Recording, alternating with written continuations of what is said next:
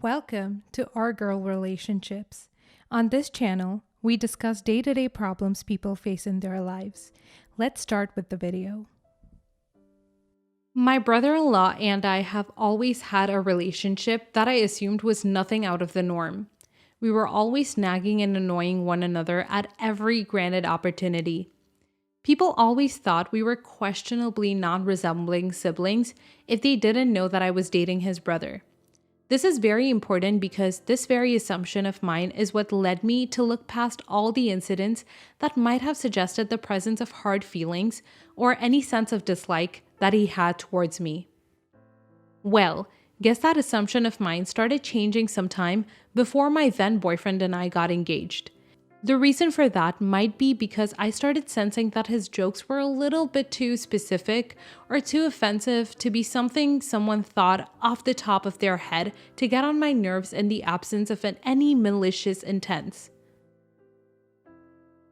One of those many incidents which made me realize that I needed to distance myself slightly from him and stop considering him to be harmless and loving and simply annoying was when I hands-on heard him talking to my boyfriend, trying to convince him to break up with me and end our relationship because it seemed to him that I was talking all the fun out of his brother and that I was making him a horrible human being.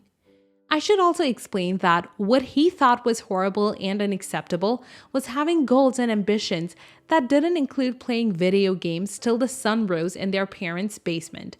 In simpler words, his brother was turning into a good family guy, and it didn't cater to whatever childish vision for the role that he expected his brother to stick to for all of eternity. Now looking back at things, there were definitely many reasons for which I shouldn't have placed too much trust in my brother-in-law.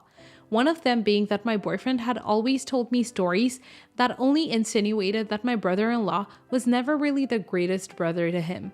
He told me that he never really respected his boundaries and always centered his activities around my boyfriend's presence and proceeded to guilt him about it if his plans changed or he was unable to attend them. And that created a sense of attachment between the two of them that was based on manipulation and a sense of obligation rather than a brotherhood bond. I always felt that was probably something that's more of a guy problem than it being an indicator or an insight giver about what kind of a person my brother-in-law was.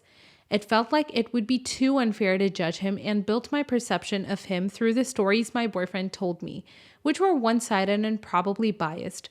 But now that I'm looking back at all of those stories, I think it's better to say that I should have trusted my boyfriend because there is no one that knows my brother-in-law more than him. And I should have been more cautious.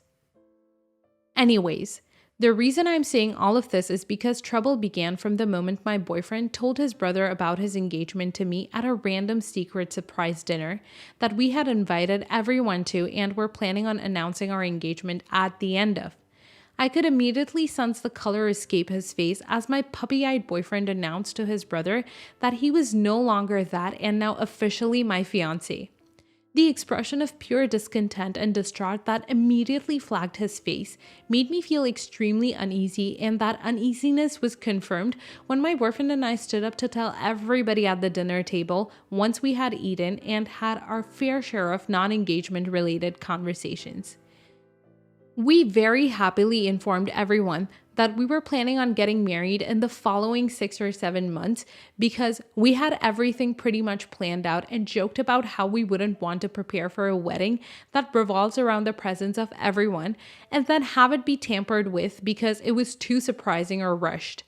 I can't really say I was surprised, but I was indeed disappointed when my brother-in-law stood up and told us he wouldn't be attending the wedding because he didn't approve of it and was going to be very saddened by the fact that this would mean the official end of the good relationship he had always prided himself for having with his brother.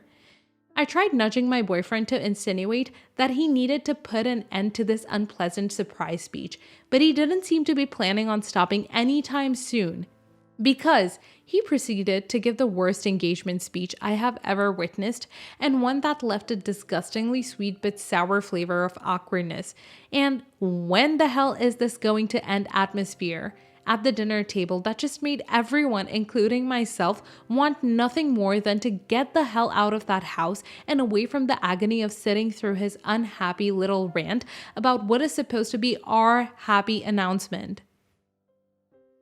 I was very obviously displeased and had obvious reasons to not address nor speak to him for the rest of that evening.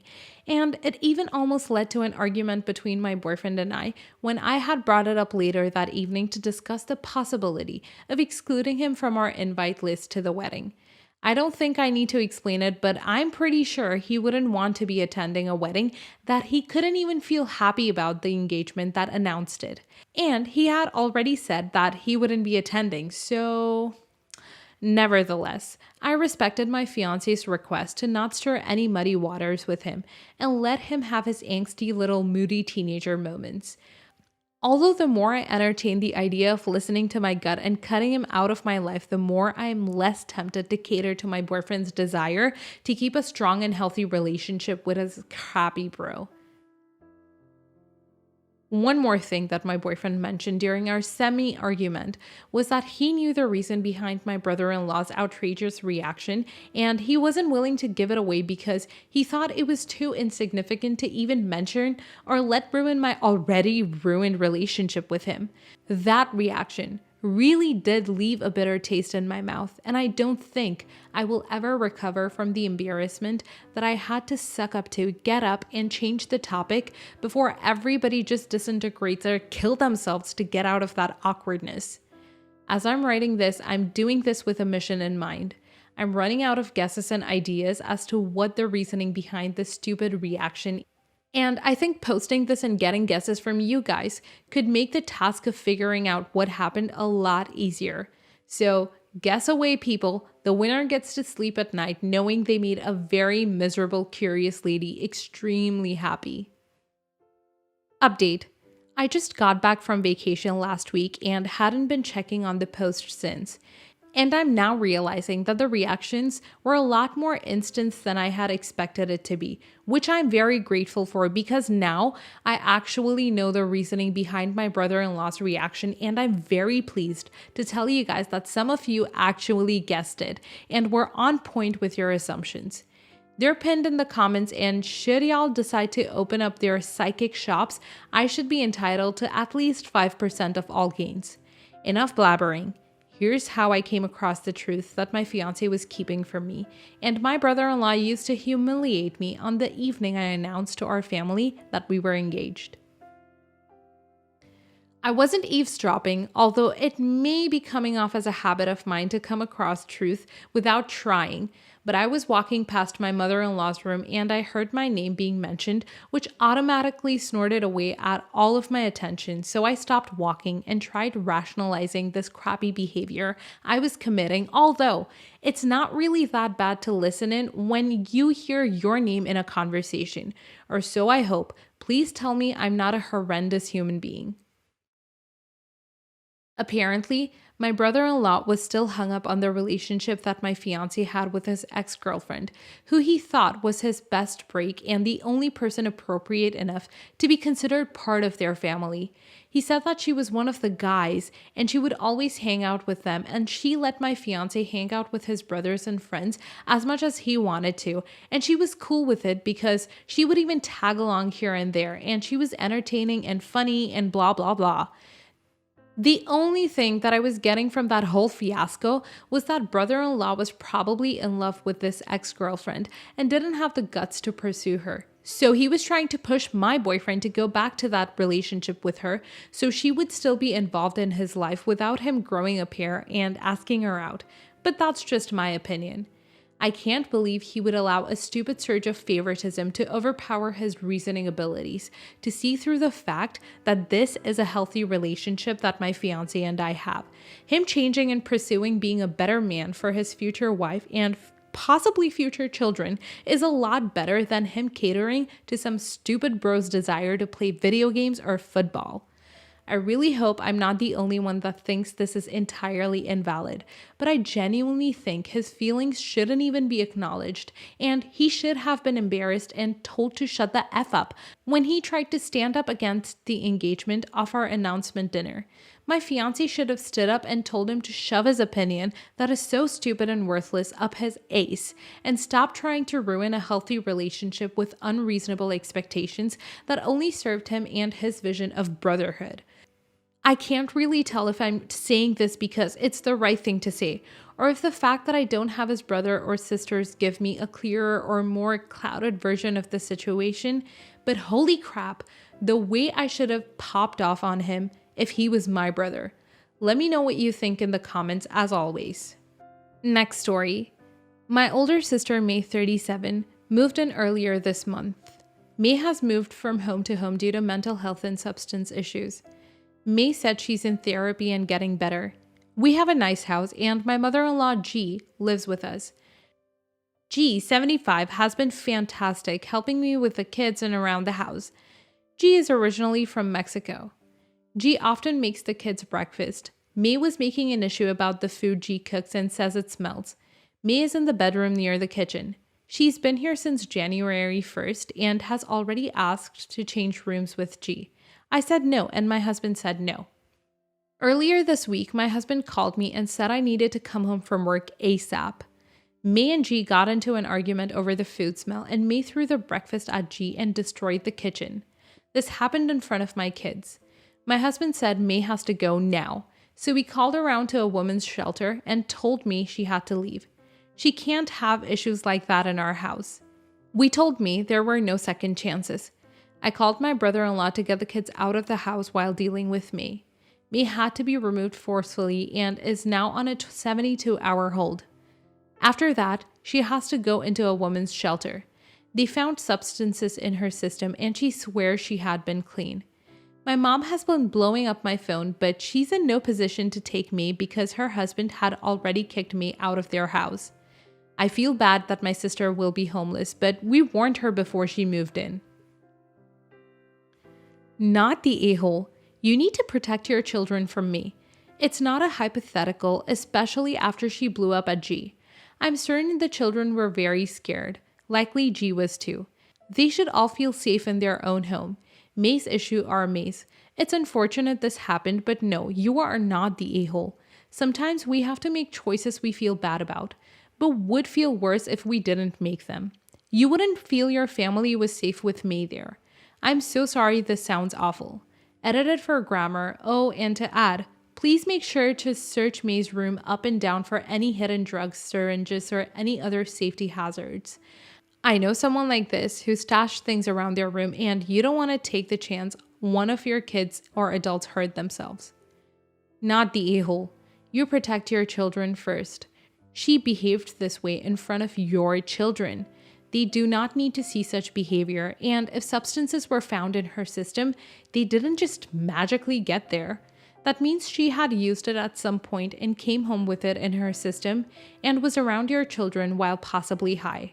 Not to mention, she assaulted someone and damaged your property over the way food smells. Not the a-hole. Your sister is suffering from active addiction and has demonstrated violent behavior that makes her unsafe to live with, especially with children in the home. She's better off in a supervised facility, and to the extent your mother disagrees, can make other arrangements. Do not let her back into your home, not even for a visit, until she has demonstrated real progress in coping with her addiction. Next story. My hubby, 33 male, and I, 28 female, have 3 kids. Max, 6-year-old, Ava, 2-year-old, and Anna, 1-year-old. Fabricated names. Max is turning 7 in a few weeks, and my siblings and their significant others are invited to a party. This started with a family gathering where Max told me Ava is so beautiful in her new dress. I told him she got it from her brother, because he was just as beautiful, to which he responded, "No, I'm a boy, I'm handsome." My sister-in-law caught on and started asking if it was because he didn't have a dress that he thought wasn't beautiful. His answer was no, just that boys are handsome and girls are beautiful. I didn't think much of the conversation and the gathering continued. In the evening, Max asked me why sister-in-law asked if he wanted a dress and told me she took him aside to ask again in private. So I told him that some boys like to wear dresses, that it's okay and nothing to be ashamed of. If he'd like to wear a dress, he can have one. Max, if auntie buys me a dress, do I have to wear it? Me, do you want to wear it? Max, no, I'm a boy. I don't want to wear a dress. Me, then no, you don't have to wear something you're not comfortable with. Yet again, I told him that some boys like to wear dresses and that is fine. He knows that, but says he doesn't want one. I said he can wear whatever he wants. Honestly, I'd forgotten about it until we sent out the invitations for his party. My sister-in-law started asking for his clothes size and his favorite colors.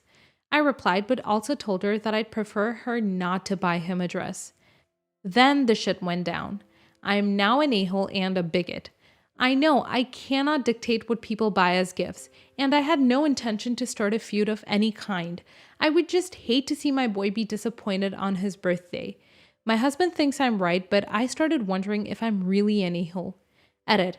I can't know 100% what he told her in private, but I'm confident he or sister-in-law would tell me if it is important. Update. Thanks for all your feedback. I will talk to Max again and make it clear once more that he is who he is and is not supposed to wear anything he doesn't want to wear. And that if he changes his mind on the dress thing, he can tell me and we'll go out and find one for him. I also contacted sister-in-law to let her know that I would like to have a face-to-face convo, so we can skip all the misunderstanding that happens over text, to tell her I appreciate what she's trying to do, but that I'd like her to understand and respect Max for who he is and let him be the kind of boy he wants to be. I'll be deleting this post in one of the upcoming days when everything is figured out. Not the a-hole at all. Your son has expressed clearly that he's a boy and prefers things that align with his expressed gender. Forcing him to wear a dress is just hurting his autonomy and teaching him that his elders will do what they want to in spite of his feelings. Stay firmly in your son's corner, just as firmly as if he were elsewhere in the gender spectrum. Not the a-hole. His very first comment was clear. Girls are pretty, boys are handsome. I'm handsome. He said he isn't pretty because he doesn't want to be pretty. He wants to be handsome and considers himself handsome. There is no problem here.